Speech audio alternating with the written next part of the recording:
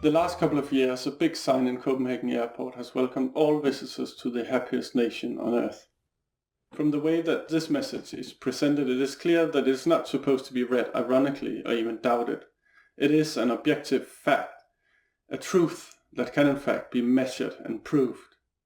The World Happiness Report consistently ranks Danes among the most happiest people on the planet.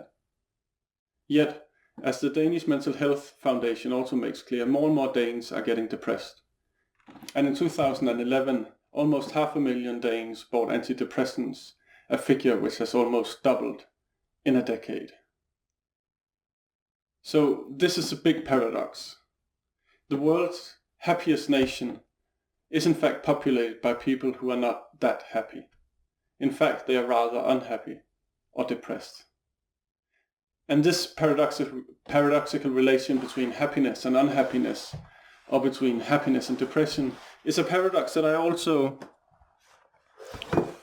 circle around in my new book, Going Nowhere Slow, The Aesthetics and Politics of Depression. And of course, this paradox is not only a Danish phenomenon, but a paradox that can be observed all over the world.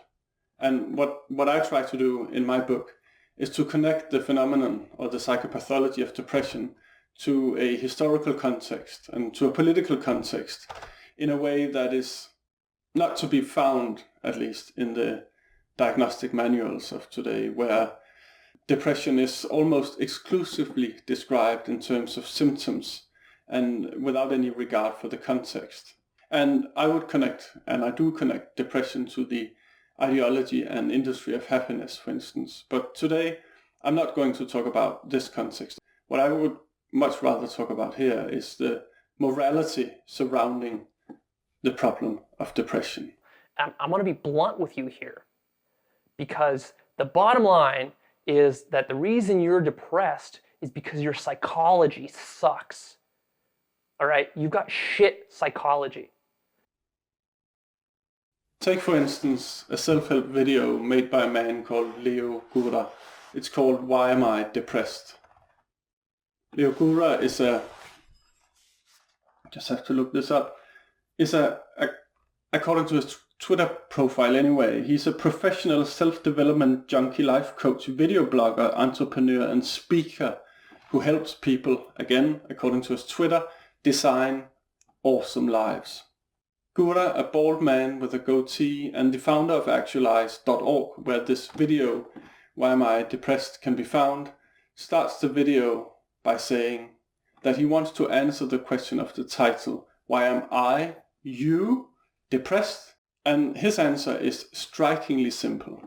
The reason you're depressed is because your psychology sucks. It should be noted that this video was also made into a ready-made video by the artist duo Claire Fontaine in 2015, where they made a video called Untitled, Why Your Psychology Sucks. And in this ready-made video, they have an African-American actress perform an almost exact verbatim copy of Gura's speech.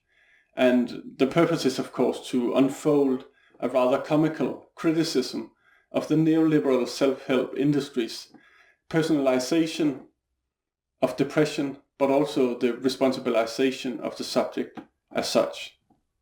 Within the scene of contemporary art, Claire Fontaine is definitely one of the artists who has worked in the most concentrated and consistent way with the problem of depression. In their work, depression is always already political, and it must be understood in relation to its basis in social conflicts within a world of financial speculation and infinite amounts of debt. But back to the original video by Leo Gura, where a sequence of catchphrases or keywords succeeds his introductory remarks. In the order given, they read: success, happiness, self-actualization, life purpose, motivation, productivity, peak performance, creative expression, financial independence, emotional intelligence, positive psychology, consciousness, peak performance, personal power, and wisdom. And apparently the concept of peak performance is so important that it has to be repeated. The video lasts a little more than 20 minutes, and at one point Gura boldly and bluntly declares, you are causing your own depression. There's something wrong with your mental and cognitive apparatus. Your psychology is shit, and stop being a victim, he says, and take ownership of your psychology. Peak performance, indeed. And it is, of course, easy enough to make fun of the video and make fun of its logic. But the point is that this logic is the dominant one in the world of today. And this logic goes like this. People create their own reality. Thoughts alone can change things. This also means that you weave the thread of your own fate, and that there are no external circumstances and no excuses either. This is the kind of logic that Claire Fontaine wants to expose in their video, but it is also a logic that is criticized in a more implicit way maybe in Danish film director Lars von Trier's movie Melancholia from 2011. This movie is a movie about happiness, depression, and the end of the world. And I will leave the end of the world aspect and the final spectacular apocalypse for another occasion, and instead focus on the imperative of happiness. So the relation between happiness and depression is primarily embodied in the depressive protagonist Justine, played by Kirsten Dunst. And the movie opens with a fancy wedding. Justine is getting married to Mikkel, played by Alexander Skarsgård, and it is supposed to be, of course, the happiest day in her life. But it is clearly not the happiest day in her life. In fact, as the movie progresses, it's getting clear that she is more and more miserable. Yet she tries to put up a happy face. I smile and I smile and I smile, she says desperately at one point, having been confronted by her sister Claire, played by Charlotte Gainsbourg. Why are you not at the party? Your own party, Claire says. Why can't you cut out the wedding cake? Why can't you throw the bridal bouquet from the balcony? Can't you at least not pull yourself together, she asks. But I try, Justine says. I really try. I smile and I smile and I smile. Yet Claire's not convinced one bit. You're lying to all of us. All the other guests are quite brutal and explicit. The wedding planner, for instance, played by Udo Kier, cannot stand the sight of her, so every time she's near him, he puts up his hand in front of his face, like this, so that he supposedly can see her. What the movie wants to underline, it seems, is that Justine's depression is a thorn in the side of everyone else. It is as if her depression is a violation of the moral imperative to be happy above all and always. You better be goddamn happy, as John says to Justine. So in this way, happiness is transformed into a duty. It is transformed from a promise to a duty. And it is, in fact, also made into a contract, a kind of happiness contract. This is the reason why Slovenian philosopher Alenka Supancic writes that in the moral paradigm of today, a good person is a person who feels good, and a bad person is a person who feels bad or is unhappy or depressed, and who cannot live up to the expectations of the surrounding society. And we find this moral imperative everywhere we look in contemporary culture.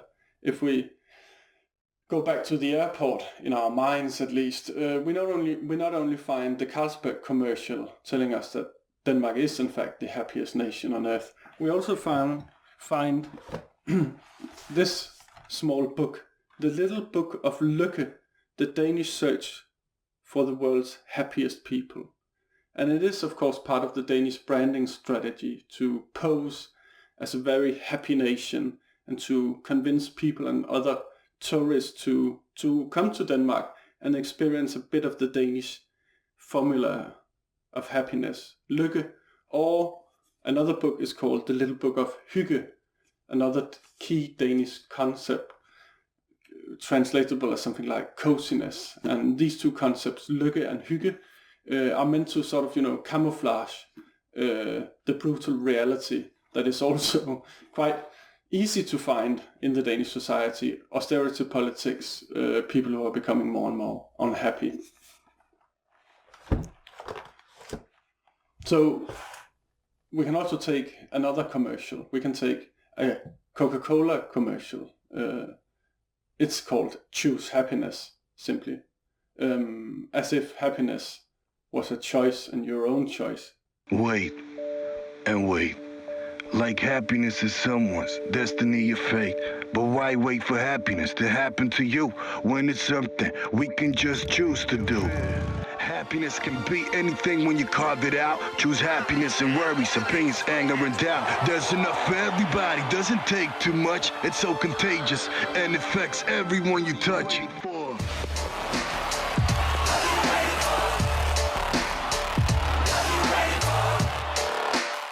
If the individual is made responsible for his or her own happiness, he or she is also made responsible for his or her own unhappiness, his or her own depression.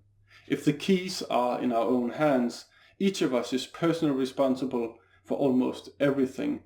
Success or failure, health or illness is a matter of personal responsibility, lifestyle, and choices alone.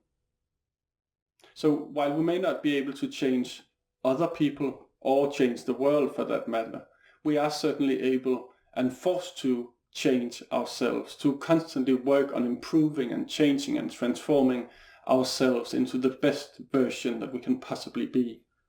Structural change, a change of the system, is abandoned in favor of a change of the self, of subjective change. Every problem, however social, political, economic in nature, is personalized or even criminalized. These processes of personalization and responsibilization that the imperative, the neoliberal imperative of happiness entail, these processes go hand in hand. The model of subjectivity advocated, for instance, in the original self-help video by Leo Gura is identical to the model of the autonomous, self-determining, competitive subjectivity that is inherent to the capitalist fiction of the self. What the video wants to teach you, the viewer, is how to master your own psychology, and I'm quoting the video directly here, but also eventually to put you in a state of total bliss. Failing to be happy is simply immoral. If you are such a bad citizen, a bad person, that you have become unhappy or depressed, it is you and you alone who are to blame. This is, in fact, what I would call the blaming cult of contemporary capitalism. You are causing your own depression, even if, or even when, evidently, you are not.